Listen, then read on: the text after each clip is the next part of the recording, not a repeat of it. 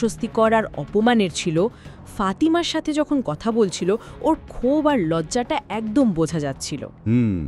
আর শুধু যে পরিস্থিতির ওপর রাগ তা কিন্তু না, ওমরের ওপরও বেশ রেগে আছে মনে হলো। হ্যাঁ, সেটাই।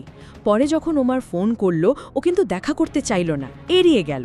এটা কি সির্ফ অভিমান, নাকি ওর আত্মসম্মানে এতটাই লেগেছে যে সম্পর্কের ভিত্তি নিয়েই প্রশ্ন উঠে গেছে মনে? আমার তো মনে হয় দুটোই কিছুটা।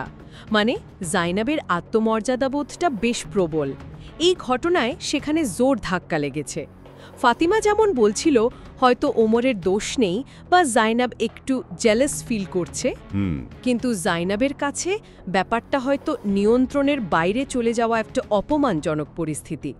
এই এড়িয়ে যাওয়াটা কিন্তু ওদের সম্পর্কে একটা প্রশ্ন তৈরি করছে। ঠিক, একদিকে ব্যক্তিগত সম্পর্কের এই টেনশন, আবার অন্যদিকে মুস্তাফার জীবনে দেখুন কি চলছে। ও হ্যাঁ, মুস্তাফার ব্যাপারটা তো মানে বাবাকে ওই বোট প্রজেক্ট নিয়ে সাংঘাতিক একটা মিথ্যা কথা বলে ফেলেছে সে, আর এখন নিজেই সেই মিথ্যার চাপে পিষ্ট হচ্ছে। আর মজার ব্যাপার হলো, আপাতদৃষ্টিতে এই মিথ্যার ফল কিন্তু ভালো। মানে পরিবার তো ওর এই সাফল্যে দারুণ খুশি, সবাই অভিনন্দন জানাচ্ছে, কিন্তু ভেতরে ভেতরেও শেষ হয়ে যাচ্ছে। আবার ওর সঙ্গী তাকে বুদ্ধি দিচ্ছে সম্পদের জন্য যে কোনো উপায় অবলম্বন করা, নাকি স্রেফ পারিবারিক চাপের কারণে। পরিণতি যে ভালো হবে না সেটা কিন্তু বেশ আন্দাজ করা যাচ্ছে। একদম। এই যে পারিবারিক আবহের কথা বলছিলাম, এরই মধ্যে আবার দুয়া আর আসলানের জীবনে দারুণ একটা খুশির খবর আসছে, ওদের সন্তান। হ্যাঁ, ওরা তো খুব এক্সাইটেড বাচ্চার জেন্ডার জানার জন্য, ছোট্ট একটা ট্রিপেরও প্ল্যান করছে। কিন্তু সেখানেও একটা মোচড়।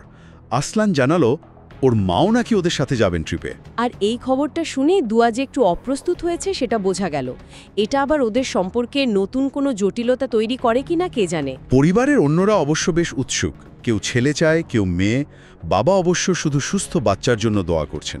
আর আসলানের মা মারিয়াম হানিম, উনি তো নাতির জন্য একেবারে তৈরি, নামও ঠিক করে ফেলেছেন, আব্দুল্লাহ। এই প্রত্যাশার চাপটাও কিন্তু কম নয়। ঠিক ওর সিদ্ধান্ত। বলা মুশকিল, হয়তো জীবনের একদিকের ব্যর্থতা ঢাকতে অন্যদিকে দ্রুত এগোতে চাইছে। এর সাথে আবার দেখুন ব্যবসার জগতের খবরও আসছে। হ্যাঁ, আলিফ একটা বড় প্রজেক্টের খবর দিল।